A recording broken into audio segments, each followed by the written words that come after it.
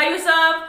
खबर शामिल करते हैं जंग से। हमारे रिपोर्टर राना शाहिद के मुताबिक डिस्ट्रिक्ट पुलिस ऑफिस में महाना क्राइम मीटिंग का इनेकाद किया गया।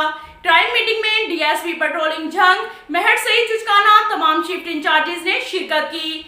मीटिंग से खिताब करते हुए डीएसपी ने तमाम शिफ्ट इंचार्जेस से फर्तन कारकर्दगी की प्रोग्रेस रिपोर्ट ली। डीएसपी ने मजीद कहा कि इश्तिहारी मुल्जिमान को फौरी गिरफ्तार करें। उन्होंने कहा नाजायज असला, मंशियात फरोशों और ओवरलोड ट्रालियों के खिलाफ सख्त कार्रवाई की जाए। उन्होंने कहा जिला भर में ट्रैफिक कवानीन की खिलाफ वर्जी करने वालों के खिलाफ सख्त एक्शन लिया जाए।